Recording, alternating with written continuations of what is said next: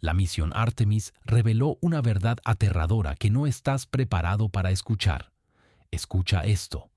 Hace 10 días, NASA anunció que la misión Artemis había sido un éxito, que 4 astronautas habían llegado más lejos de la Tierra que cualquier ser humano en la historia y habían vuelto a casa. Y el mundo aplaudió. Los medios usaron palabras como triunfo, hito, salto histórico. Pero lo que nadie te está contando, lo que está enterrado en los datos de telemetría, en los informes de ingeniería y en las palabras exactas de los propios científicos, es esto. La misión no probó que podemos ir a Marte. Probó exactamente lo contrario. Y si sigues hasta el final de este video, vas a entender qué reveló exactamente la misión Artemis. ¿Por qué lo que descubrieron debería cambiar fundamentalmente cómo piensas sobre el futuro de la humanidad? ¿Y por qué la gente que toma las decisiones sobre esto no quiere que lo sepas? Si esto ya te tiene enganchado, suscríbete a Laboratorio Lunar para que no te pierdas lo que viene después. Porque esta historia acaba de empezar. Y déjame saber en los comentarios, ¿dónde estás viendo esto? ¿Qué hora es ahí? Y tu opinión honesta. ¿Crees que la humanidad llegará a Marte en tu vida o crees que el sueño de Marte es exactamente eso, solo un sueño? Porque esa pregunta va a cobrar un significado completamente distinto cuando terminemos aquí. Ahora vamos a entrar en materia. Parte 1.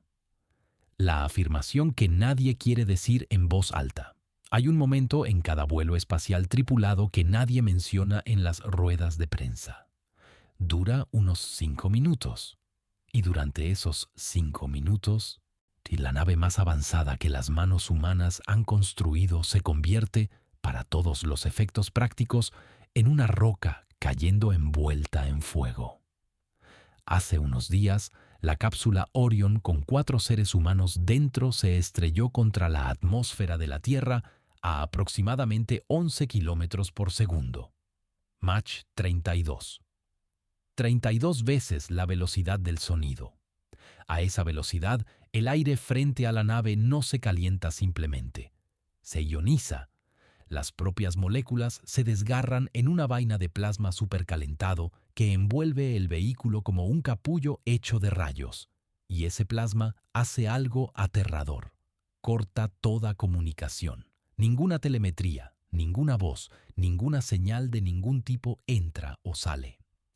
El control de misión en Houston se queda en silencio. Las familias, observando desde las gradas, se quedan en silencio. El mundo entero durante 5 minutos no tiene ni idea de si esas 4 personas están vivas o muertas. Esto no es un fallo. Así funciona la física a esas velocidades. Y lo sabemos desde los años 60. Lo sabíamos durante Mercury. Lo sabíamos durante Gemini. Lo sabíamos durante Apolo. Y 60 años después, con todo nuestro poder computacional, toda nuestra ciencia de materiales, toda nuestra tecnología de simulación, todavía no podemos hablar con nuestros astronautas durante la fase más peligrosa de su misión. Solo esperamos. Ahora bien, aquí está la parte que debería molestarte.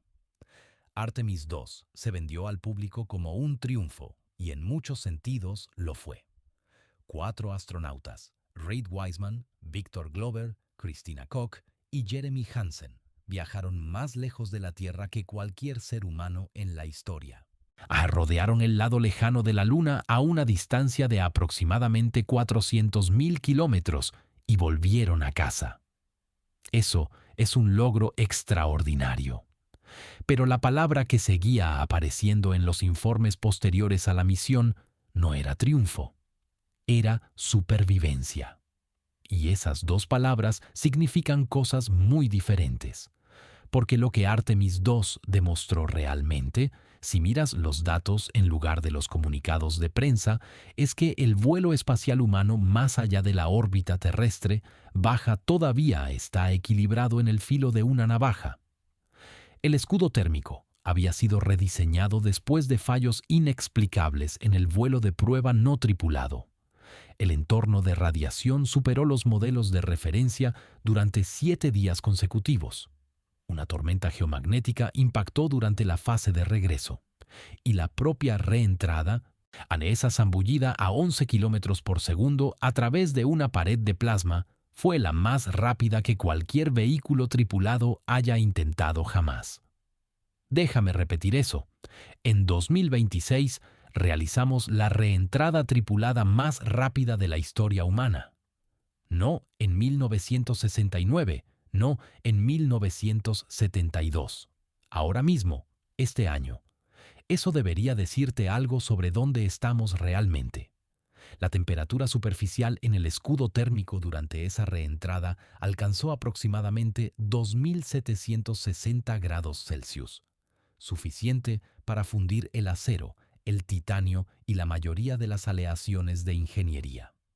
Lo único que se interponía entre 4 seres humanos y la incineración era una capa de material ablativo llamado Avcoat, una sustancia diseñada para carbonizarse y erosionarse de manera controlada, llevando el calor lejos del vehículo mientras se quema. Funcionó. Pero, y aquí está la parte que NASA era menos entusiasta en discutir públicamente, funcionó bajo condiciones que eran diferentes de aquellas para las que había sido probado. Volveremos a eso. El punto es este. Artemis II tuvo éxito. La tripulación está en casa, la cápsula está siendo examinada y la misión ya se está enmarcando como la base para Artemis III, el primer aterrizaje lunar tripulado desde 1972 y eventualmente para el objetivo a largo plazo que cada agencia espacial y cada multimillonario siguen prometiendo: Marte. Y por eso importa exactamente esto. Porque si Artemis II es el escalón, entonces necesitamos mirar muy cuidadosamente qué demostró realmente. No qué queríamos que demostrara, no qué dicen los titulares que demostró, qué dice la física, la biología y las matemáticas que demostró. 54 años pasaron entre Apolo 17 y Artemis II, más de medio siglo, y en ese tiempo no resolvimos el problema de la radiación. No resolvimos el problema del escudo térmico. No resolvimos el problema del soporte vital de larga duración. Lo que hicimos fue construir una cápsula marginalmente más segura, significativamente más pesada y sustancialmente más cara que la que volamos a la Luna en 1972. Y la enviamos en una misión que fue deliberada, cuidadosa, casi quirúrgicamente diseñada para minimizar el riesgo. Eso no es confianza, es cautela. Y la cautela no es un escalón, es una admisión. Así que aquí está la pregunta que nadie en NASA, nadie en SpaceX, nadie en el Congreso quiere responder honestamente. Si esto es el paso 1, un sobrevuelo de 10 días sin aterrizaje, sin acoplamiento, sin inserción orbital, y un escudo térmico que tuvo que ser rediseñado entre vuelos. ¿Cómo es el paso 10? ¿Cómo es una misión de 900 días a Marte cuando todavía apenas podemos mantenernos en un viaje de 10 días a la Luna? Artemis II no probó que estamos listos para Marte. Probó que apenas nos aferramos a la Luna. Y si sigues los números, no los sueños, no los plazos, no las charlas TED, sino los números reales, lo que encuentras al otro lado es algo que no estamos preparados para escuchar. Pero antes de llegar a eso, déjame decirte lo que más estuvo cerca de fallar realmente en Artemis II. Parte 2. El perfil de la misión, pero lee entre líneas. La trayectoria que Artemis II voló tiene un nombre en la mecánica orbital. Se llama trayectoria de retorno libre, y es el camino más seguro posible que puedes tomar hacia la Luna. El concepto es simple. Lanzas la nave, la apuntas de modo que la gravedad de la Luna doble la trayectoria de vuelo en un bucle en forma de 8, y el vehículo regresa hacia la Tierra sin necesidad de volver a encender su motor. La gravedad hace el trabajo. Si cada sistema a bordo fallara simultáneamente, cada propulsor, cada ordenador, cada pieza de equipo de navegación, la tripulación seguiría llegando a casa. El universo mismo los traería de vuelta. Eso suena elegante, y lo es, pero también es una confesión. Piensa en lo que esa trayectoria significa en términos prácticos. Orión nunca entró en órbita lunar. Nunca realizó una quema de inserción orbital, que es una de las maniobras más complejas y sensibles a los fallos en el vuelo espacial. Nunca se acopló con otro vehículo. Nunca desplegó un módulo de aterrizaje. Ann nunca probó sistemas de habitabilidad de larga duración. Nunca intentó un encuentro en superficie. Voló a la Luna y volvió. Esa es la misión. Y la razón por la que esa es la misión no es porque NASA carecía de ambición, es porque la ingeniería no estaba lista para nada más. Compara esto con Apolo 13, una misión que recordamos como un desastre. En 1970, 3 astronautas sufrieron una explosión catastrófica del tanque de oxígeno a mitad de camino hacia la Luna. Perdieron su soporte vital primario, su motor principal y la mayor parte de su energía eléctrica.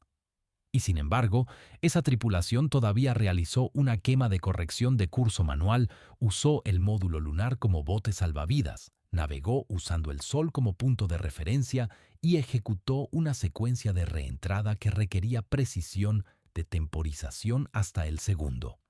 Apolo 13 intentó y sobrevivió más complejidad operacional bajo condiciones de emergencia que Artemis II intentó bajo condiciones nominales. Esa comparación no pretende disminuir a Artemis, pretende recalibrar lo que pensamos que es el progreso, porque desde fuera, Artemis II parece el siguiente capítulo. Desde dentro, desde el lado de la ingeniería, parece un sistema que todavía está aprendiendo a caminar. Y eso importa enormemente cuando el destino del que todo el mundo sigue hablando no es la Luna, es Marte. Parte 3. La decisión sobre el escudo térmico en la que nadie está de acuerdo. En diciembre de 2022, la misión Artemis 1 no tripulada de NASA completó un vuelo de prueba de 25 días alrededor de la Luna. La cápsula Orion amerizó en el Océano Pacífico y la misión fue declarada un éxito. Pero cuando los ingenieros sacaron el escudo térmico del agua y lo llevaron de vuelta al laboratorio, encontraron algo que no esperaban. Más de 100 ubicaciones en el escudo térmico AVCOAT mostraban carbonización, agrietamiento y pérdida de material que superaba las predicciones previas al vuelo. Trozos del recubrimiento ablativo se habían desprendido durante la reentrada de maneras que los modelos térmicos no habían anticipado. Para entender por qué esto importa, necesitas entender cómo funciona el AVCOAT. No es una carcasa resistente al calor como los azulejos del transbordador espacial.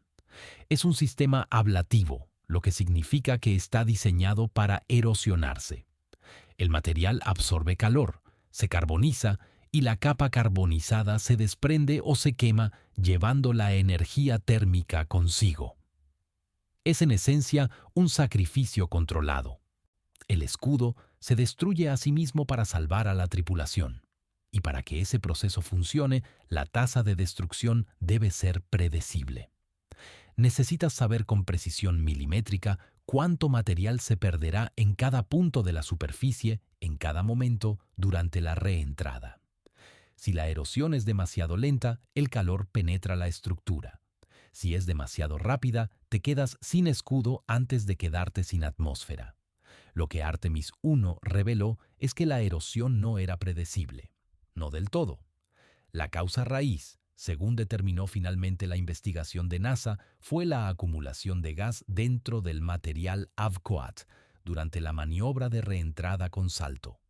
Artemis 1 usó una técnica donde la cápsula se sumerge en la atmósfera, rebota como una piedra sobre el agua, luego reingresa una segunda vez. Este enfoque distribuye la carga térmica durante un periodo más largo y permite una orientación más precisa del amerizaje. Pero también crea un patrón de ciclado térmico, calor, enfriamiento, calor de nuevo, que causó que los gases atrapados dentro del material ablativo se expandieran y contrajeron, generando presión interna que agrietó y expulsó trozos del escudo. La respuesta de NASA fue significativa para Artemis II. hicieron dos cambios importantes. Primero, abandonaron completamente la reentrada con salto y cambiaron a un perfil de entrada directa, una inmersión continua a través de la atmósfera. Segundo, reformularon el propio material Avcoat, reduciendo su permeabilidad del 6% a efectivamente cero, creando un escudo más denso que atrapara menos gas internamente. Esos suenan como arreglos razonables. Y puede que lo sean. Pero aquí está el problema, y es un problema que un ingeniero retirado de NASA, llamado Charles Kamada, ha estado planteando públicamente, con fuerza y con frustración creciente. El escudo térmico, rediseñado con su nueva formulación de material y su nuevo perfil de reentrada, nunca había sido probado a velocidad de retorno lunar con una tripulación a bordo. El perfil de entrada directa somete al escudo a una distribución de calentamiento diferente que la entrada con salto. El material de permeabilidad cero se comporta de manera diferente bajo estrés térmico que la versión del 6%.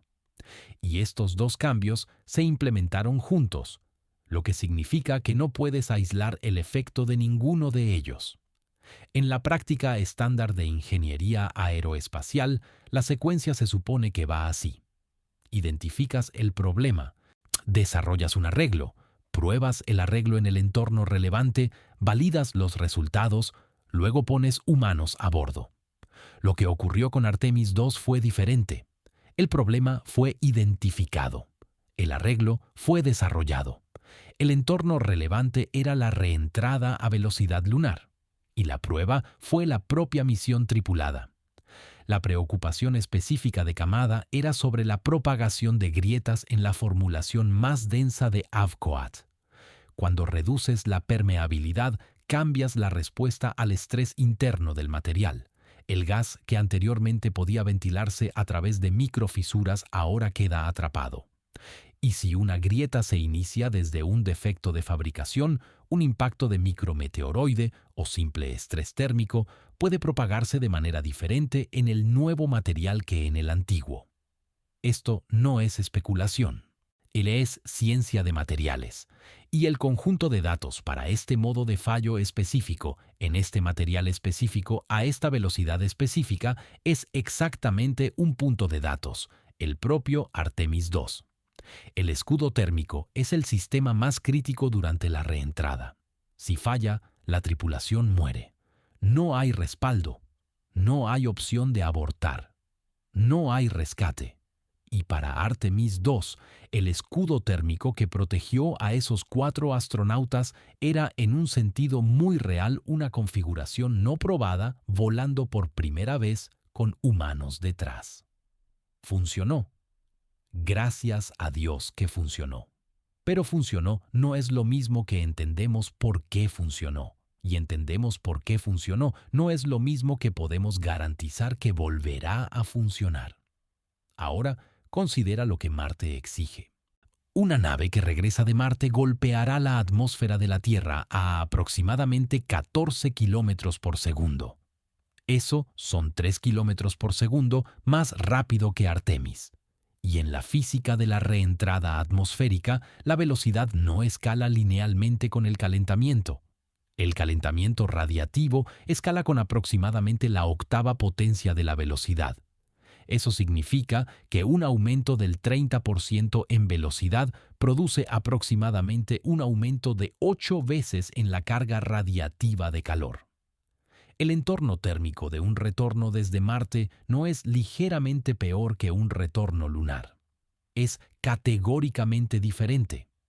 Existe en un régimen que ningún vehículo tripulado ha entrado jamás, que ningún escudo térmico ha sido jamás probado y para el que ningún material que poseemos actualmente ha sido validado. Si Artemis necesitó una solución de última hora para sobrevivir la reentrada lunar, la velocidad de retorno desde Marte no es un desafío de ingeniería. Es una pregunta abierta en física aplicada y estamos muy lejos de responderla. Pero el escudo térmico no era lo único que empujaba a Artemis II a sus límites. porque mientras los ingenieros se preocupaban por el sistema de protección térmica, el Sol estaba haciendo algo que nadie en la misión podía controlar y para lo que ninguna cantidad de ingeniería podía prepararse completamente. Parte 4. El momento que nadie controló. 3 días dentro de la misión. Artemis. 2. Los sensores de meteorología espacial detectaron una tormenta geomagnética G2, una perturbación moderada en el campo magnético de la Tierra desencadenada por actividad solar. A mediados de la misión, una llamarada solar M7,5 había brotado de una región activa de manchas solares, enviando una explosión de partículas energéticas a través del sistema solar interior. Y en el día de la reentrada, una tormenta geomagnética G1 seguía activa, el extremo de un flujo de alta velocidad de un agujero coronal que había estado golpeando la magnetosfera terrestre durante días. Ninguno de estos eventos fue catastrófico por sí solo. Una tormenta G2 es significativa, pero no rara. Una llamarada de clase M es poderosa, pero por debajo del umbral de clase X que activa las alertas más serias. El punto no es que algún evento individual fuera extraordinario. El punto es que todos ocurrieron durante una misión de 10 días, y ninguno de ellos podría haber sido predicho con suficiente antelación para retrasar o alterar el vuelo. Tal Artemis II lanzó durante la fase pico del ciclo solar 25, cuando la actividad magnética del Sol está en su punto más volátil. Durante esta fase, las eyecciones de masa coronal, las llamaradas solares y los flujos de viento solar de alta velocidad se vuelven más frecuentes e intensos. Los monitores de radiación en la nave Orion registraron un flujo de electrones elevado continuo que superó las 1000 unidades de flujo de partículas durante aproximadamente 7 días consecutivos. Eso no es un pico, es un bombardeo sostenido. Y aquí está lo que conecta esto directamente con el argumento que estamos construyendo. Artemis II fue una misión de 10 días. 10 días, y en esos 10 días la tripulación fue expuesta a múltiples eventos meteorológicos espaciales que requirieron monitoreo, evaluación y, en un momento dado, de preparación activa de refugio. Tuvieron suerte, no porque los eventos fueran inofensivos, sino porque ninguno de ellos escaló al nivel donde la misión habría estado en peligro genuino. Una llamarada más fuerte, una eyección de masa coronal más rápida, un impacto directo de un evento de clase X, cualquiera de estos habría convertido una misión exitosa en una crisis. No puedes diseñar la suerte. No puedes planificar alrededor de la actividad solar con la precisión requerida para una misión de 3 años a Marte. Y no puedes superar a una partícula que viaja a una fracción significativa de la velocidad de la luz. El Sol hace lo que el Sol hace, y durante 10 días cooperó. Pero la cooperación no es un parámetro de diseño. Y esa realización, que incluso un viaje corto a la Luna depende en parte de que el Sol decida no matarte, es una de las lecciones más importantes que Artemis II nos enseñó. También es la introducción perfecta al problema que más que ningún otro hace que la colonización de Marte sea una imposibilidad matemática con la tecnología actual. No el escudo térmico, no los motores, no el costo, la radiación. Parte 5. Abandonar la protección de la Tierra. Vives dentro de un campo de fuerza. Has vivido dentro de él cada día de tu vida y nunca lo has sentido, visto ni pensado en él. Se llama magnetosfera y es generado por la convección del hierro fundido en el núcleo externo de la Tierra, produciendo un campo magnético que se extiende decenas de miles de kilómetros hacia el espacio. Ese campo hace algo extraordinario. Deflecta la gran mayoría de las partículas cargadas que fluyen por el sistema solar, protones, electrones, iones pesados, y los canaliza hacia los polos donde producen las auroras. Sin la magnetosfera, Esas partículas golpearían la superficie directamente, despojando la atmósfera a lo largo del tiempo geológico e irradiando cada ser vivo en el planeta. Ahora mismo estás protegido por una burbuja magnética que ha protegido a cada organismo en la Tierra durante miles de millones de años. Y en el momento en que una nave cruza más allá de esa burbuja, esa protección desaparece completamente. El límite no es nítido, es un gradiente. A medida que subes en altitud, primero atraviesas los cinturones de Van Allen, dos zonas en forma de donut de partículas cargadas atrapadas. El cinturón interior dominado por protones de alta energía, el exterior por electrones. La Estación Espacial Internacional orbita a aproximadamente 400 kilómetros, por debajo del cinturón interior, y su tripulación todavía recibe radiación elevada en comparación con la superficie, pero están dentro de la magnetosfera, todavía están dentro del escudo. Artemis II no lo estaba. Una vez que Orion cruzó más allá de la magnetopausa, el límite exterior de la influencia magnética de la Tierra, la tripulación entró en un entorno que es, desde una perspectiva de radiación, fundamentalmente diferente de cualquier cosa experimentada en órbita terrestre baja. Y esta es la distinción crítica que la mayoría de las discusiones públicas sobre el vuelo espacial ignoran completamente. La ISS es peligrosa, pero no es el espacio profundo. El espacio profundo es algo completamente diferente. En el espacio profundo estás expuesto a dos fuentes primarias de radiación ionizante. La primera son las partículas energéticas solares, explosiones de protones e iones más pesados acelerados por llamaradas solares y eyecciones de masa coronal. Estos eventos son esporádicos, a veces violentos, e imposibles de predecir con más de pocas horas de antelación. La segunda fuente son los rayos cósmicos galácticos, partículas de alta energía que se originan fuera del sistema solar, aceleradas por remanentes de supernovas y otros eventos astrofísicos extremos. Los rayos cósmicos galácticos son constantes, no aumentan y disminuyen como las partículas solares. Siempre están ahí, siempre penetrando, y llevan energías que los hacen casi imposibles de blindar con cualquier cantidad práctica de material. La tripulación de Artemis II pasó aproximadamente 9 días más allá de la magnetosfera de la Tierra. Durante ese tiempo, su dosis acumulada de radiación fue aproximadamente equivalente a lo que una persona en la superficie de la Tierra recibiría en un año entero.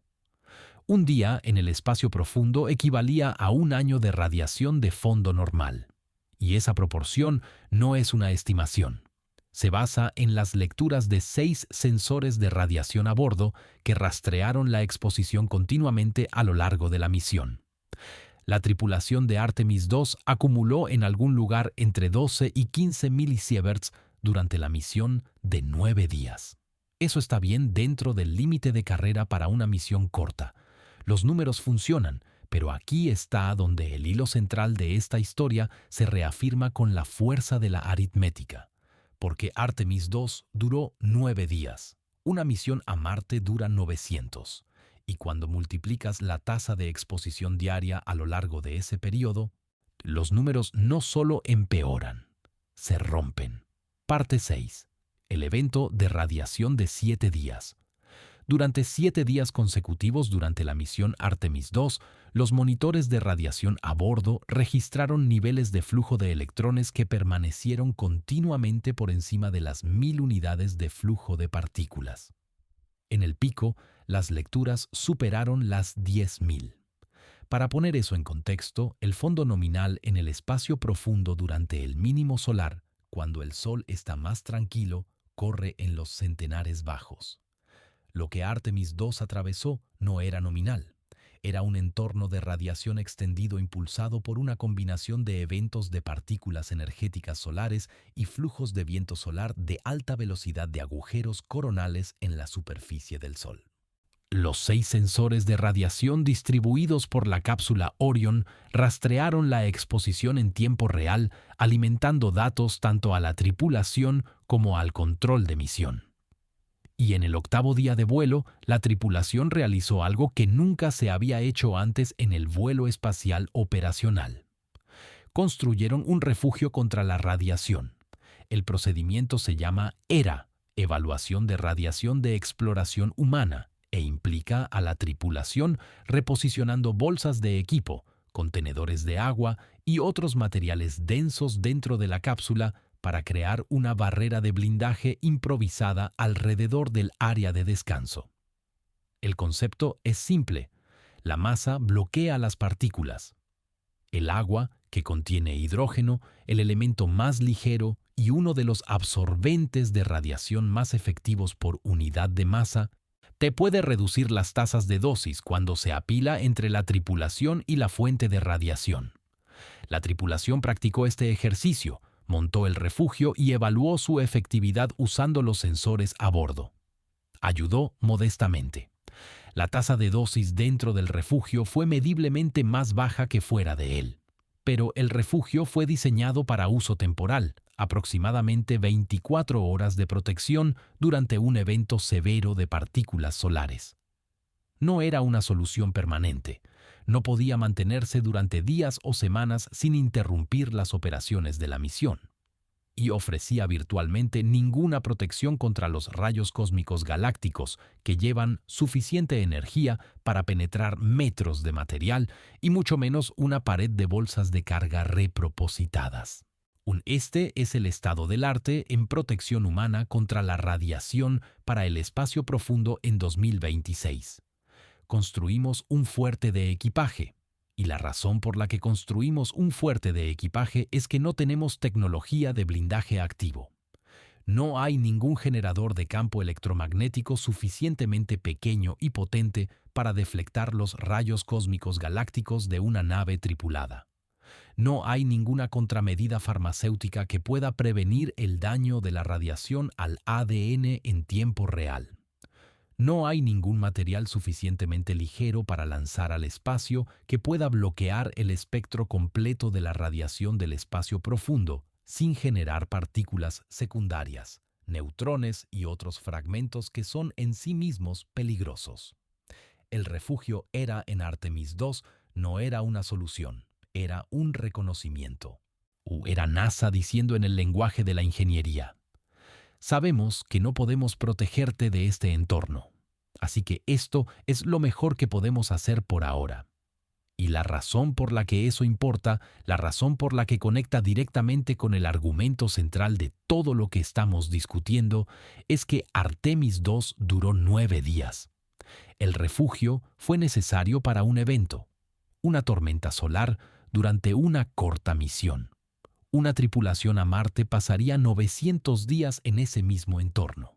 Y necesitarían protección no para un evento, sino para cada evento, más el fondo continuo de rayos cósmicos galácticos que nunca se detiene. No hay ningún fuerte hecho de equipaje que resuelva ese problema. Parte 7. Las matemáticas que rompen Marte. Déjame guiarte a través de los números porque los números son donde el sueño de la colonización de Marte choca contra una pared que ninguna cantidad de optimismo puede escalar. Un viaje de ida y vuelta a Marte usando tecnología de propulsión actual se parece aproximadamente a esto: entre 6 y 9 meses de tránsito desde la Tierra a Marte.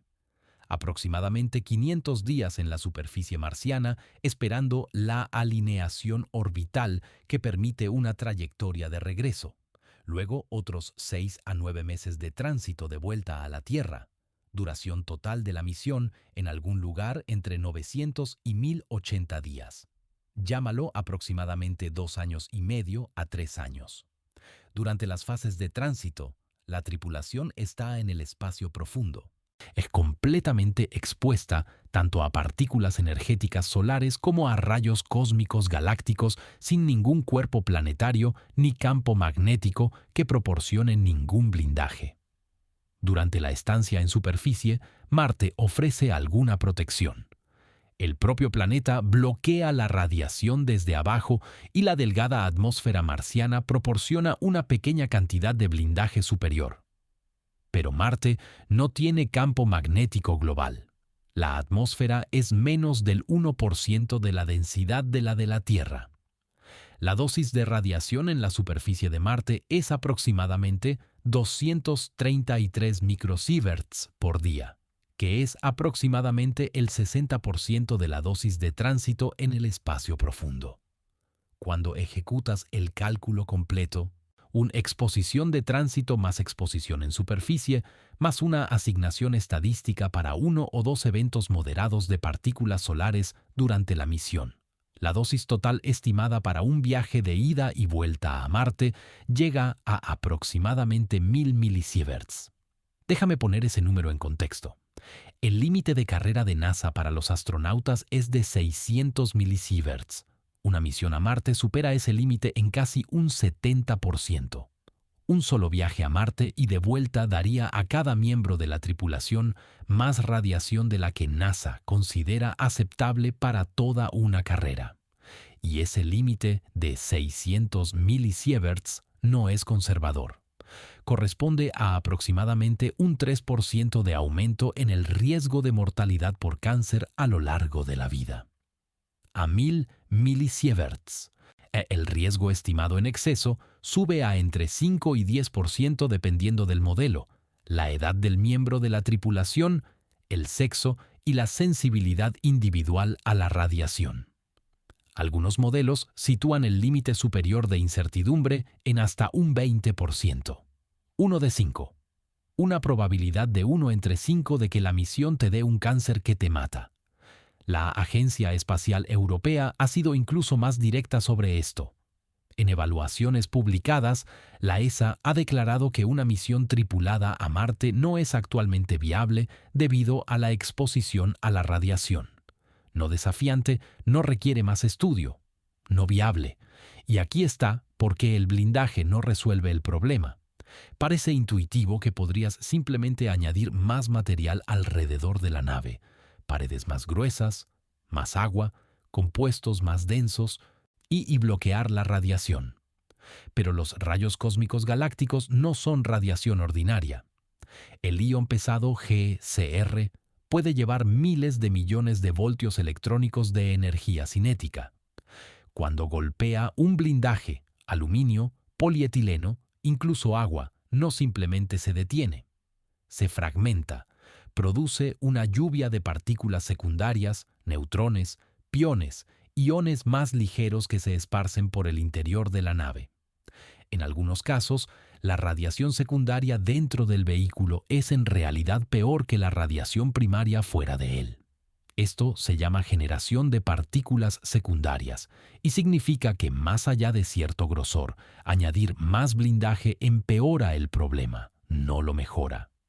Existe un grosor de blindaje óptimo para cualquier material dado, un punto donde obtienes la máxima reducción neta de dosis. Para el aluminio, ese óptimo es de aproximadamente 20 a 30 centímetros. Para el polietileno es algo mejor. Para el agua, algo mejor todavía. Pero incluso en el óptimo, la reducción de dosis para los rayos cósmicos galácticos es solo de aproximadamente un 20 a un 30%. No puedes llegar a cero, no puedes acercarte a cero, puedes recortar los márgenes, y los márgenes no son suficientes. Déjame traer esto de vuelta al núcleo de lo que estamos argumentando. Artemis II pasó 9 días en el espacio profundo y acumuló una dosis modesta. Esa dosis era manejable porque la misión era corta, pero una misión a Marte es 100 veces más larga y la dosis escala en consecuencia. No hay solución material que reduzca una exposición de 1000 milisieverts a 600 sin hacer la nave tan pesada que no pueda ser lanzada. No hay solución operacional. No puedes volar más rápido con los motores actuales. No puedes acortar la estancia en superficie por debajo de la ventana orbital. No puedes evacuar a la tripulación si una tormenta solar golpea durante el tránsito. Esto no es un retraso, es un techo físico duro impuesto por la interacción entre partículas de alta energía y biología humana. y hasta que alguien invente ya sea un material que pueda detener los rayos cósmicos galácticos sin generar radiación secundaria, o un generador de campo magnético compacto que pueda deflectarlos, o una intervención biológica que haga el ADN humano resistente a la radiación ionizante, ninguno de los cuales existe actualmente ni siquiera en prototipo. Ese techo se mantiene. Pero si la exposición crónica sostenida es el asesino lento, hay otro escenario que es mucho más repentino, mucho más violento y mucho más relevante para esta conversación de lo que la mayoría de la gente se da cuenta. Parte 8. El evento que los habría matado. En agosto de 1972, entre las misiones Apolo 16 y Apolo 17, el Sol produjo uno de los eventos de partículas solares más poderosos jamás registrados. El evento del 4 de agosto, como ahora se conoce, liberó un torrente de protones de alta energía que, de haber golpeado a un humano desprotegido en el espacio profundo, habría entregado una dosis estimada de aproximadamente 26 sieverts. No milisieverts, sieverts. Para poner eso en perspectiva, una dosis de 5 sieverts se considera universalmente letal en semanas. 26 sieverts habrían matado a un astronauta en horas. Fallo masivo de órganos, destrucción de la médula ósea, colapso del sistema nervioso central. Apolo 16 regresó a la Tierra en abril de 1972. Apolo 17 lanzó en diciembre de 1972. La tormenta de agosto cayó casi exactamente en el medio de ese intervalo.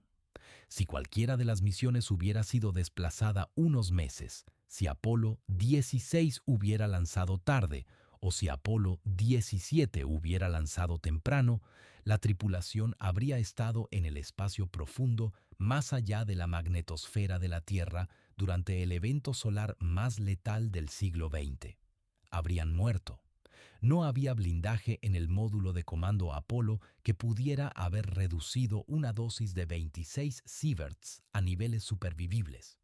No había protocolo de refugio, no había búnker de radiación, no había procedimiento de emergencia que los hubiera salvado. Habrían recibido una dosis letal en minutos y habrían muerto en el espacio, y no habría habido nada que nadie pudiera haber hecho al respecto. Esto no es especulación hipotética. Es un hecho histórico, aplicado a una línea de tiempo contrafactual que se perdió de la realidad por semanas. Ahora aplica esto a Artemis II, el mismo Sol, la misma física, la misma impredecibilidad. El refugio Era de Orión ofrece protección significativa contra eventos moderados de partículas solares, el tipo que produce dosis en las decenas o centenares bajos de milisieverts. No ofrece ninguna protección contra un evento de clase 1972. El refugio habría reducido la dosis, sí, pero no lo suficiente, ni mucho menos suficiente. La tripulación de Artemis II estaba en el espacio profundo durante 9 días. Durante esos 9 días, el Sol cooperó. Lanzó algunos golpes moderados, la tormenta G2, la llamarada de clase M, pero nada en el rango de clase X y nada que se acercara remotamente al evento de agosto del 72. No fueron golpeados con el grande, y la razón por la que no fueron golpeados con el grande no es que lo predijimos, que ingeniamos contra ello, que nuestro modelo dijo que la probabilidad era suficientemente baja para aceptarla. La razón es la suerte. La supervivencia de la misión en el espacio profundo sigue siendo probabilística, no controlada. Esa frase debería estar impresa en la pared de cada sala de reuniones donde se planifica la misión a Marte. Porque la suerte no escala. Puedes tener suerte durante 10 días. Tener suerte durante 900 es una proposición completamente diferente. Y las matemáticas de la probabilidad dicen que a lo largo de una misión a Marte de 3 años, la posibilidad de encontrar al menos un evento severo de partículas solares no es despreciable. Es, dependiendo de dónde estés en el ciclo solar, en algún lugar entre el 15 y el 25%. 1 de 4. Lanza un dado de 4 caras y si sale 1, tu tripulación recibe una dosis que puede ser letal y es ciertamente el fin de la carrera, en una misión desde la que no hay regreso anticipado. Esa es la realidad de la exploración espacial humana profunda en 2026. No un triunfo, una apuesta. Parte 9. La observación de meteoroides. Durante la fase de tránsito lunar de Artemis II, la tripulación hizo una observación que no ha recibido ni de lejos la atención que merece. Mientras pasaban cerca de la superficie lunar, documentaron 6 impactos de meteoroides en la Luna en una sola hora. 6 destellos visibles, objetos golpeando la superficie a velocidades de decenas de kilómetros por segundo, liberando suficiente energía al impactar para ser observados desde el espacio. Esta fue la primera vez en la historia humana que los impactos de meteoroides habían sido observados directamente por una tripulación en el espacio profundo. Las cámaras robóticas y los telescopios terrestres han estado registrando impactos lunares durante años. Pero tener ojos humanos en el fenómeno en tiempo real desde un punto de vista que ninguna persona había ocupado en más de 5 décadas añadió algo que la telemetría no puede capturar. Escala de contexto. La comprensión visceral de que el espacio entre mundos no está vacío. Es un campo de tiro. 6 impactos en una hora en la superficie lunar puede sonar modesto. Pero la Luna no tiene atmósfera. Cada partícula, por pequeña que sea, alcanza la superficie a plena velocidad. No hay fricción, no hay ablación, no hay desaceleración. Un grano de arena moviéndose a 20 kilómetros por segundo lleva la energía cinética de una bala de pequeño calibre. Y la Luna, con su rostro lleno de cráteres, es un registro de 4.000 millones de años de lo que le ocurre a una superficie desprotegida en este entorno. Esto conecta directamente al argumento central porque Marte a menudo se presenta como un destino más seguro que la Luna en términos de impactos en superficie. Marte tiene atmósfera, al fin y al cabo, pero esa atmósfera es delgada. La presión superficial es menos del 1% de la de la Tierra. O quemará los micrometeoritos más pequeños, sí, pero cualquier cosa más grande que unos pocos milímetros alcanzará la superficie a velocidad letal. Y para un vehículo en tránsito o un hábitat en superficie, la amenaza no es un solo impacto catastrófico. Es el efecto acumulativo del bombardeo constante de micropartículas que erosionan superficies, degradan sellos, picotean componentes ópticos y comprometen lentamente la integridad estructural de cualquier objeto expuesto al entorno durante meses y años. Lo que Artemis II mostró en esta pequeña pero reveladora observación es que el silencio es una ilusión, y esa ilusión se vuelve más peligrosa cuanto más tiempo permaneces. Parte 10. La línea de tiempo de ruptura del cuerpo. El cuerpo humano es una máquina biológica que evolucionó durante millones de años bajo un conjunto muy específico de condiciones.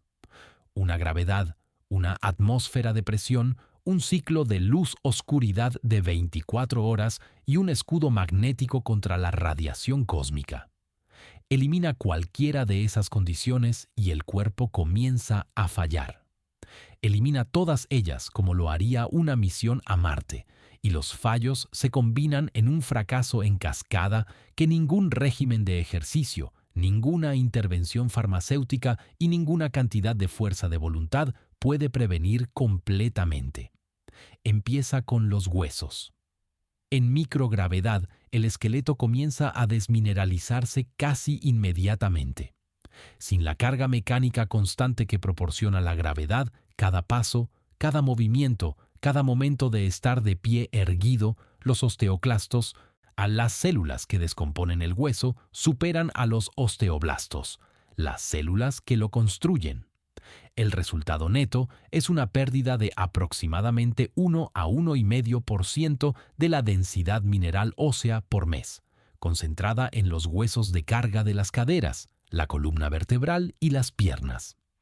A lo largo de un tránsito de 6 a 9 meses a Marte, un astronauta puede perder entre 10 y 15% de su densidad ósea. Eso equivale a décadas de pérdida ósea relacionada con la edad comprimida en meses. Y la pérdida no se revierte completamente al regresar a la gravedad.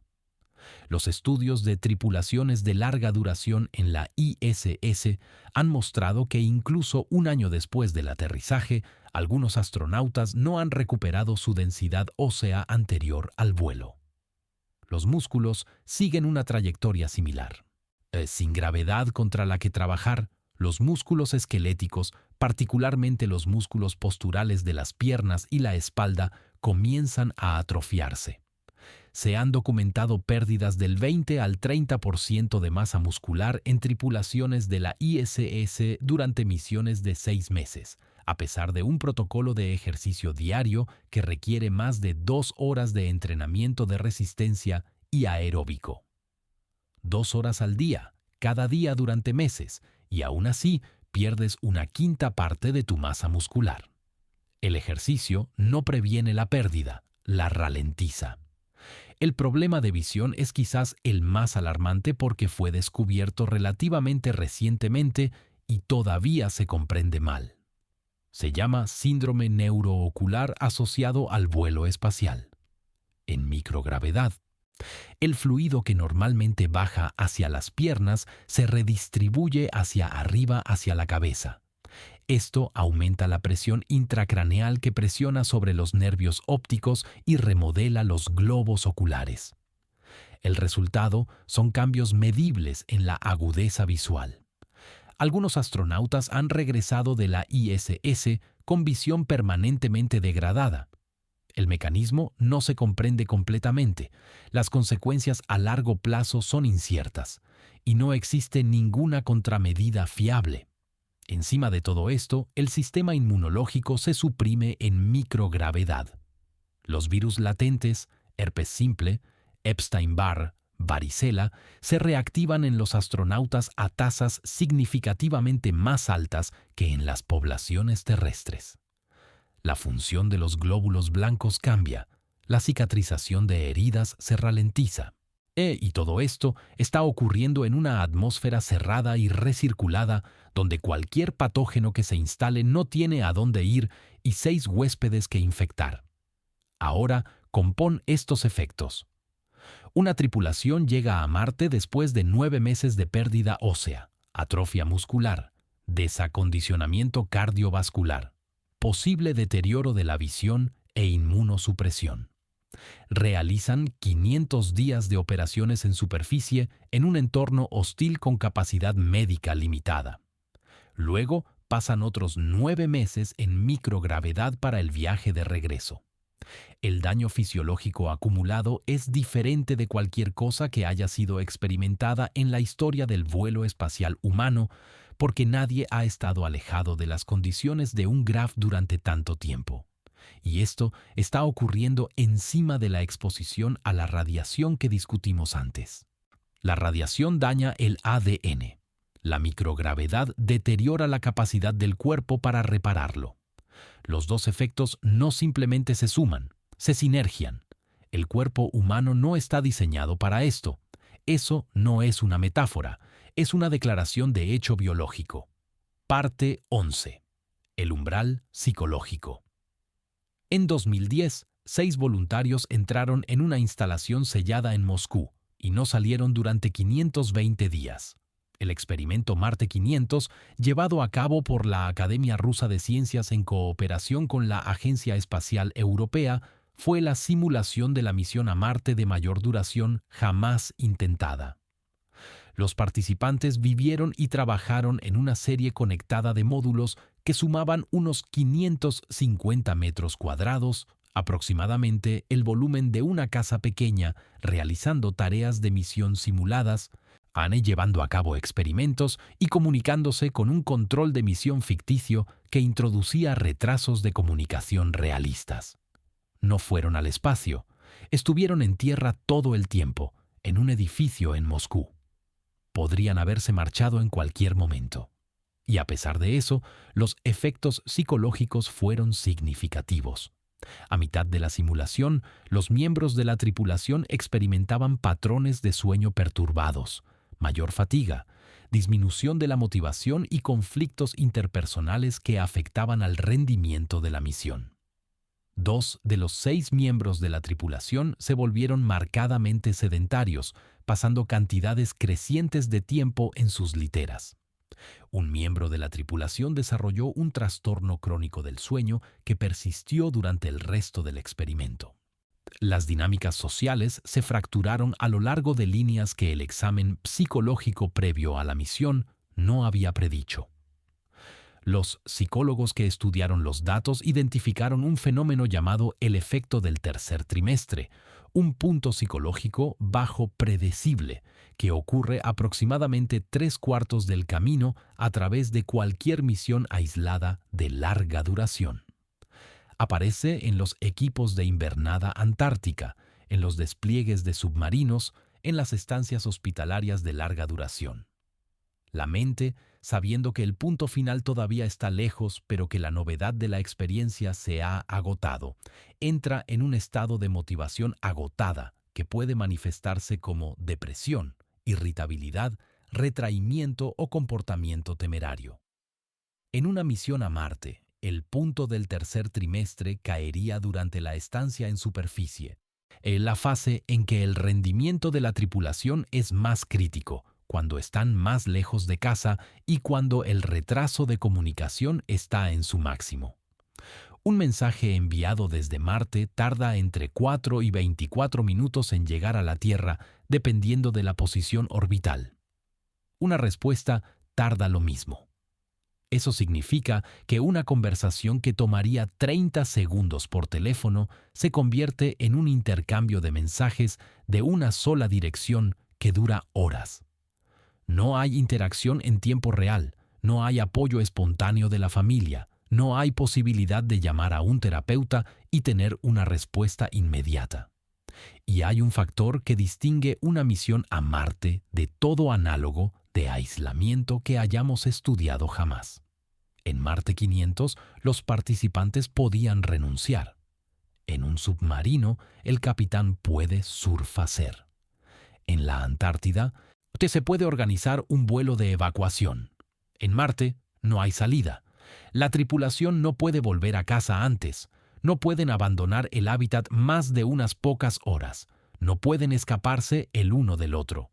Están encerrados juntos durante 900 días sin posibilidad de rescate, sin posibilidad de cambio de personal y sin posibilidad de regreso anticipado. Si un miembro de la tripulación desarrolla un episodio psicótico y la incidencia de brotes psicóticos agudos en la población general es de aproximadamente 1 de cada 100 por año, agravada por el estrés, el aislamiento y la alteración del sueño inherentes a la misión. No hay psiquiatra, no hay hospital, no hay medicación más allá de lo que fue empacado antes del lanzamiento. La tripulación debe manejarlo ella misma en un hábitat del tamaño de un pequeño apartamento mientras continúa operando la misión más compleja y peligrosa de la historia humana. La mente, como el cuerpo, como el escudo térmico, como el dosímetro de radiación, es otro sistema que funciona a escala lunar y se rompe a escala marciana. Parte 12. La mentira de la distancia. Aquí hay un número que la mayoría de la gente conoce. La Luna está a aproximadamente 384.000 kilómetros de la Tierra. Artemis 2 cubrió esa distancia, dio una vuelta y regresó. Viaje total aproximadamente 10 días. Aquí hay un número que la mayoría de la gente ha escuchado, pero no ha internalizado verdaderamente. Marte, en su aproximación más cercana, está a aproximadamente 55 millones de kilómetros de la Tierra. En su punto más lejano está a 225 millones. La distancia promedio de una órbita de transferencia realista es de alrededor de 200 millones de kilómetros. El ratio es de aproximadamente 143:1. Marte está unas 143 veces más lejos que la Luna. Y si Artemis 2 fue una misión de 10 días, podrías sentirte tentado a pensar que Marte es simplemente una misión de 1430 días, solo multiplicada. Pero esa es la mentira. Eso es el supuesto que hace que Marte suene difícil en lugar de imposible. Porque la distancia en el espacio no escala linealmente. Casi nada lo hace. Empieza con la mecánica orbital. No puedes volar a Marte cuando quieras. Los planetas se están moviendo. La Tierra orbita el Sol en 365 días. Marte orbita en 687. La geometría que permite una transferencia eficiente en combustible, una órbita de transferencia de Hohmann, solo se alinea una vez cada 26 meses. Piérdete tu ventana y esperas 2 años a la siguiente. Esto significa que una misión a Marte no puede acortarse simplemente yendo más rápido porque necesitas llegar cuando Marte esté en la posición correcta y necesitas que la geometría orbital permita un regreso. La duración de la misión no está establecida por la preferencia de ingeniería. Está establecida por la mecánica celeste. Y luego está la comunicación.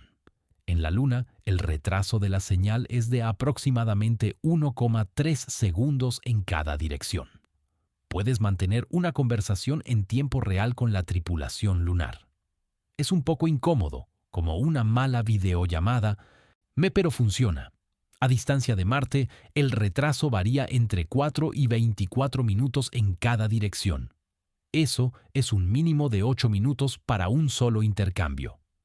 Haz una pregunta, espera 4 minutos a que llegue, espera la respuesta, espera 4 minutos a que vuelva. En una emergencia, donde los segundos importan, el control de misión no puede ayudar. No pueden proporcionar orientación en tiempo real. No pueden guiar a la tripulación a través de un procedimiento. No pueden decir abortar y que alguien lo escuche a tiempo. La tripulación está sola. Artemis II fue un sprint. La tripulación lanzó, voló hacia afuera, voló de vuelta y aterrizó. La distancia era manejable. La comunicación era casi en tiempo real. Los suministros eran suficientes para unas pocas semanas. La exposición al riesgo fue breve. Marte no es un sprint. O es un asedio, un compromiso de varios años en un entorno donde cada sistema, propulsión, soporte vital, protección contra la radiación, gestión térmica, comida, agua, aire, debe funcionar continuamente sin reabastecimiento, sin reparación desde la Tierra y sin ninguna posibilidad de regreso anticipado. Esto no es un escalado lineal de la misma misión, es un cambio categórico, un tipo diferente de cosa. Parte 13. La pared de física de la reentrada. La cápsula Orion reentró a la atmósfera de la Tierra a aproximadamente 11 kilómetros por segundo. Fue la reentrada tripulada más rápida de la historia y el escudo térmico, el sistema AVCOAT de permeabilidad cero rediseñado, fue empujado al límite de su envolvente de rendimiento validado. Si una nave que regresa de Marte golpeará la atmósfera a aproximadamente 14 kilómetros por segundo. La diferencia es de 3 kilómetros por segundo, aproximadamente un 27% más rápido. Eso no suena como mucho. Suena como la diferencia entre conducir a 100 kilómetros por hora y conducir a 127. Un aumento moderado, un aumento manejable. No lo es. En la física de la reentrada atmosférica, el calentamiento aerodinámico es una función compleja de la velocidad y el contribuyente dominante a velocidades hipersónicas por encima de unos 10 kilómetros por segundo no es el calentamiento convectivo, la fricción de las moléculas de aire contra la superficie, sino el calentamiento radiativo. El calentamiento radiativo proviene de la propia capa de choque. Y el plasma supercomprimido y supercalentado frente al vehículo que se vuelve tan caliente que irradia energía como una estrella. Y el calentamiento radiativo escala no linealmente, no cuadráticamente, sino aproximadamente con la octava potencia de la velocidad. Déjame asegurarme de que eso aterriza. La octava potencia, Si aumentas la velocidad por un factor de 1,27, de 11 a 14 kilómetros por segundo, el calentamiento radiativo aumenta por un factor de 1,27 elevado a la octava potencia. Eso es aproximadamente 8,2. La carga de calor radiativo en un vehículo de regreso desde Marte no es un 27% mayor que en un vehículo de retorno lunar. Es aproximadamente 8 veces mayor. Ningún vehículo tripulado ha sido jamás diseñado para este entorno. Ningún escudo térmico ha sido jamás probado a esta velocidad con una carga útil humana. El sistema AVCOAT usado en Artemis fue diseñado y validado para velocidades de retorno lunar. Extenderlo a velocidades de retorno de Marte no es una actualización incremental. Requiere una reevaluación fundamental de la física de la ablación, la respuesta estructural y los modos de fallo a niveles de energía que nunca han sido experimentalmente accedidos con un vehículo de clase tripulada. Las propias hojas de ruta técnicas de NASA reconocen esto. El problema de entrada de retorno de Marte está listado como una brecha de tecnología crítica, una capacidad que actualmente no existe y debe ser desarrollada antes de que una misión tripulada a Marte pueda proceder. No es solo un problema de ingeniería de materiales. Es un problema de multifísica que involucra la aerotermoquímica, la química de ablación, la mecánica estructural y la física del plasma. Todo operando simultáneamente a niveles de energía que empujan los límites de los modelos computacionales actuales. Esta es la pared. No una barrera que se puede escalar con más financiación o más ambición, sino una pared de física que requiere soluciones que todavía no hemos inventado. Artemis II demostró que apenas podemos manejar el retorno lunar. El retorno de Marte está más allá de cualquier cosa que hayamos validado, y las leyes de escala de la física garantizan que la brecha no es proporcional a la diferencia de velocidad. Es exponencial. Parte 14. La imposibilidad de la cadena de suministro.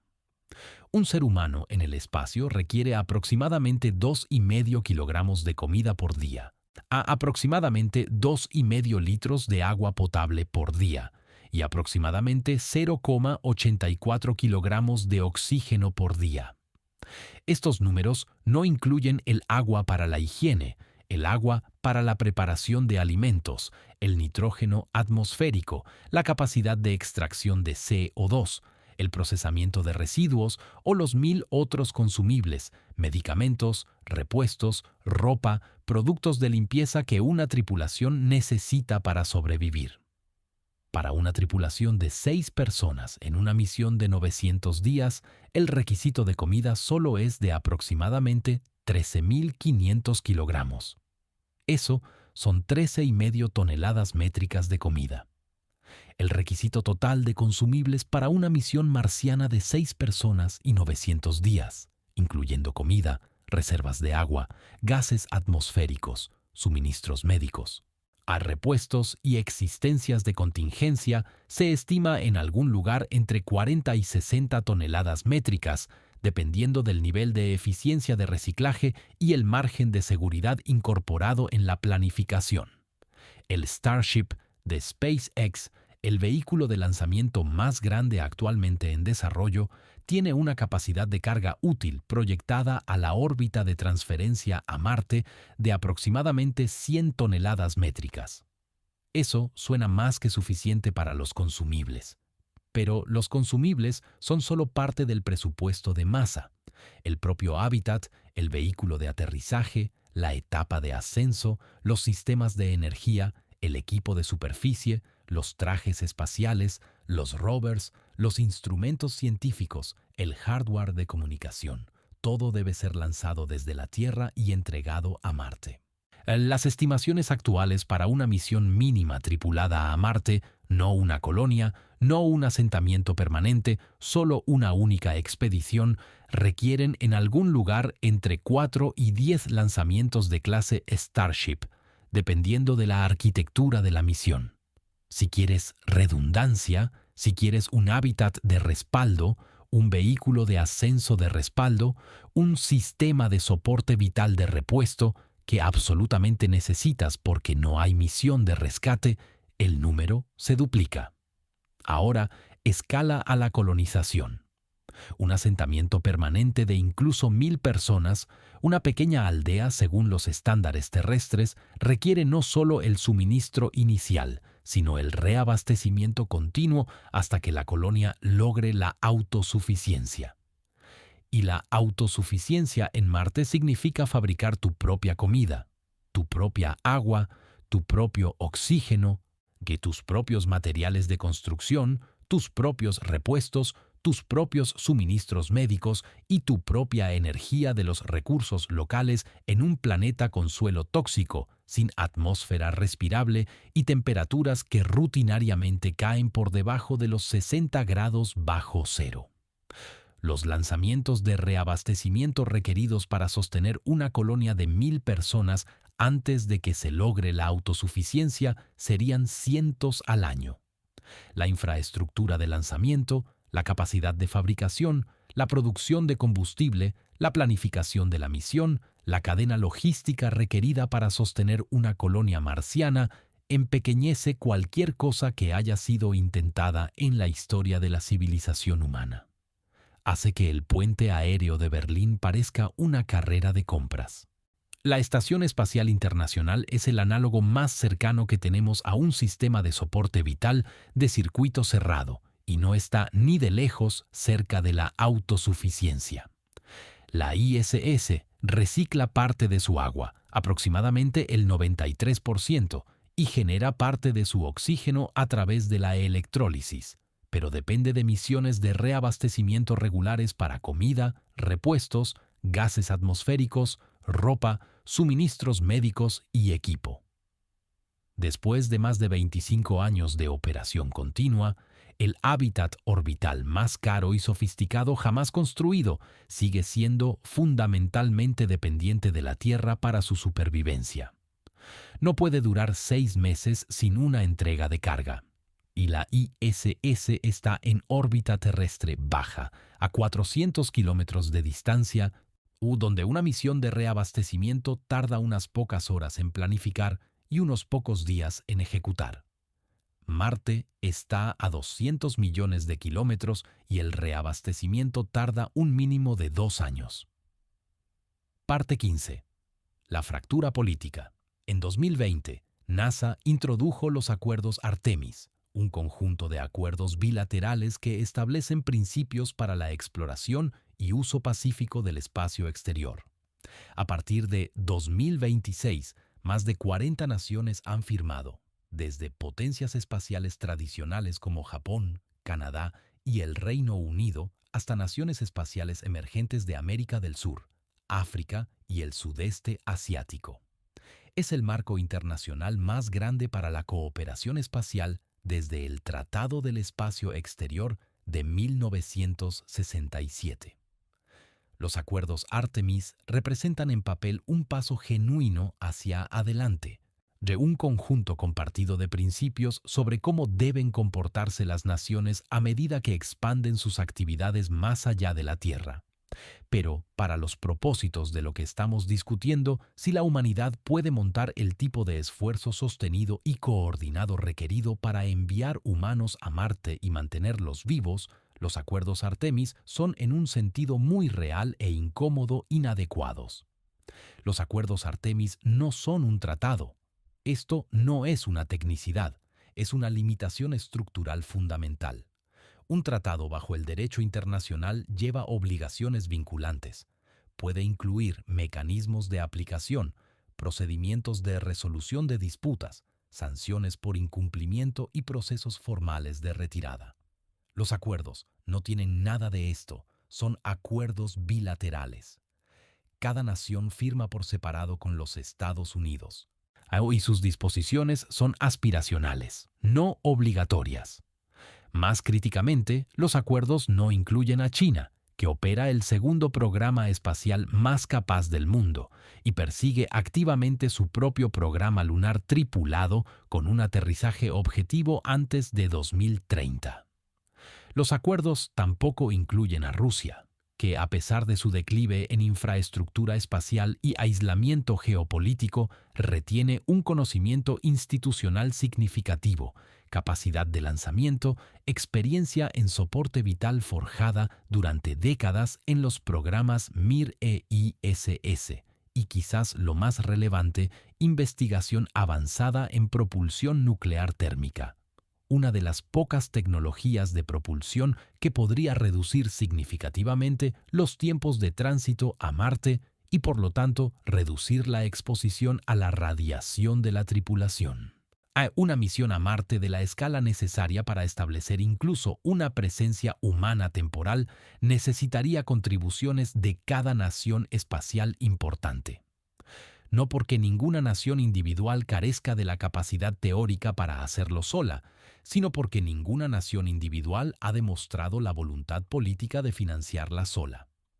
La pregunta nunca es la capacidad, siempre es la prioridad. Y distribuir el costo entre múltiples naciones es el único camino realista para hacer que el argumento de la prioridad sea sostenible en la política doméstica de cualquier nación. El programa Artemis, en 2026, ha costado a los contribuyentes americanos aproximadamente $93.000 millones.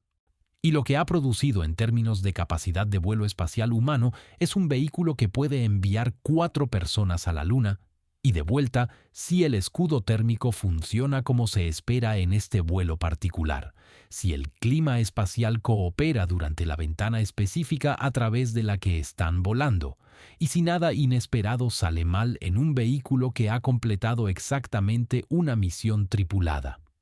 Una misión tripulada a Marte, no una colonia, no un asentamiento permanente, solo un único viaje de ida y vuelta con una tripulación de 4 a 6 personas. Se estima que cuesta entre $500.000 millones y $1 billón. El rango más bajo tiende a asumir plazos optimistas, fuerte dependencia de un único vehículo de lanzamiento como Starship y tolerancias de riesgo que harían sentir incómoda a la mayoría de los ingenieros de seguridad. Las estimaciones más altas asumen el nivel de redundancia y margen de seguridad que realmente querrías para una misión donde no hay opción de abortar hacia la Tierra, no hay escenario de rescate y ninguna posibilidad de regreso anticipado si algo sale mal. Esas estimaciones más altas son las serias. Son las producidas por personas que tienen que firmar sus nombres en la revisión de seguridad de la misión. Parte 16. La verdad aterradora. Déjame guiarte por lo que sabemos. El entorno de radiación en el espacio profundo supera los límites de supervivencia humana para una misión de duración marciana. No tenemos material que pueda adecuadamente blindar a una tripulación de los rayos cósmicos galácticos sin generar partículas secundarias peligrosas. No tenemos contramedida farmacéutica que proteja el ADN de la radiación ionizante en tiempo real. No tenemos tecnología de blindaje activo que pueda desplegarse en un vehículo tripulado. La Agencia Espacial Europea ha declarado públicamente que una misión tripulada a Marte no es actualmente viable solo por la radiación. La tecnología del escudo térmico, validada en Artemis II, era una configuración modificada y no probada que nunca había volado a velocidad lunar con una tripulación.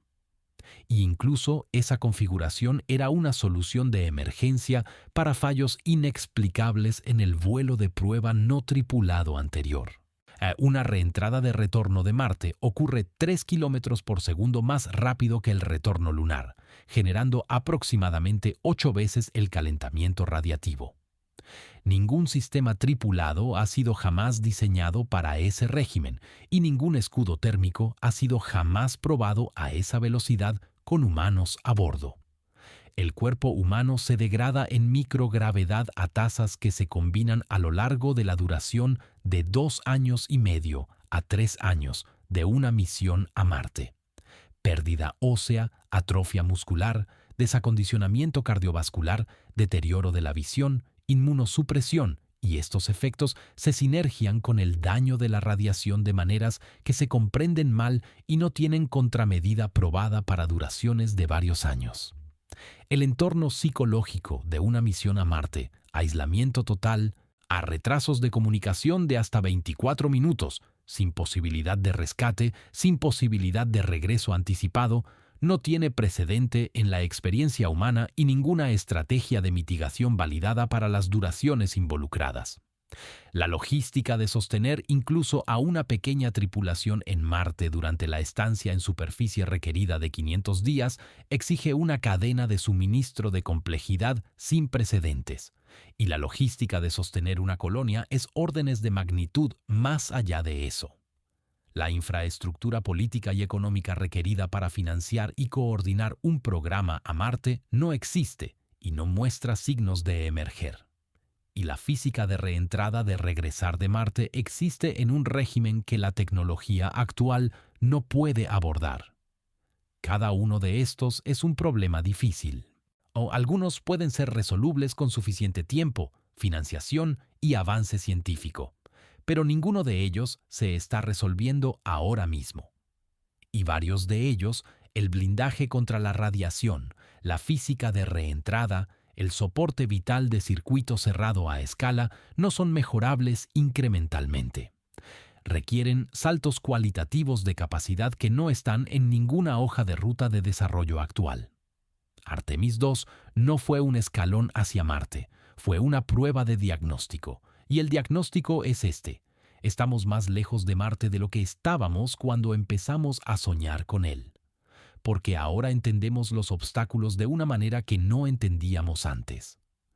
Cuando Apolo 17 dejó la superficie lunar en diciembre de 1972, había una sensación ingenua en retrospectiva, pero real, de que Marte era el siguiente.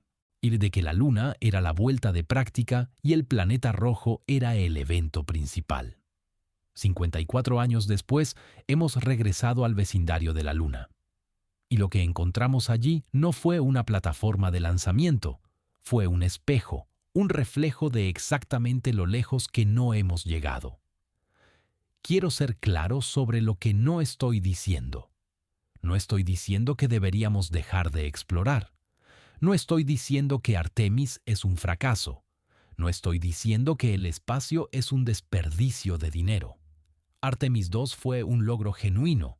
4 humanos viajaron más lejos de la Tierra que nadie en la historia y regresaron sanos y salvos. Eso importa. Eso es real. Pero logro y capacidad no son lo mismo. Y la narrativa que enmarca a Artemis como un paso hacia Marte no está respaldada por los datos que el propio Artemis produjo. Los datos dicen que apenas somos competentes en la Luna. Los datos dicen que el espacio profundo es más hostil de lo que nuestros modelos predijeron. Los datos dicen que el cuerpo humano, la mente humana y nuestra mejor tecnología están todos operando en sus límites en una misión de 10 días. Y la misión que seguimos prometiendo requiere 900.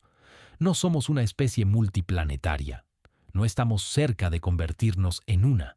Y el ajuste de cuentas honesto con esa verdad, la voluntad de mirar los datos y decir, todavía no, y quizás nunca, a menos que hagamos algo fundamentalmente diferente, ese ajuste de cuentas es el verdadero comienzo del progreso. Artemis II no nos mostró cómo llegar a Marte. Nos mostró lo lejos que todavía estamos de sobrevivir en él.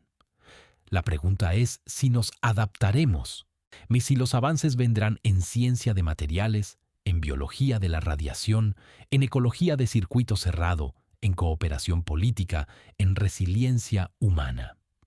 Tal vez lo harán. Tal vez en 50 años, o 100 o 200, miraremos atrás a este momento y reiremos de lo limitado que era nuestro pensamiento. O tal vez miraremos esa fotografía de la Tierra, pequeña, azul, sola, y finalmente entenderemos lo que nos estaba diciendo todo el tiempo. Que esto es todo, que este es el hogar, y que cuidarlo podría ser la exploración más valiente que jamás hayamos emprendido, Si llegaste hasta aquí, significa que te importa entender esto de verdad, no solo el titular.